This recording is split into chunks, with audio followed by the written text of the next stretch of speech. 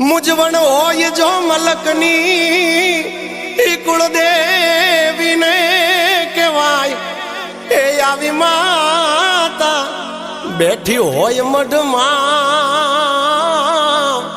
ए पछी बीजे जईनो ब्याय आवी माता बैठी होय मढमा ए पछी बीजे जईनो ब्याय।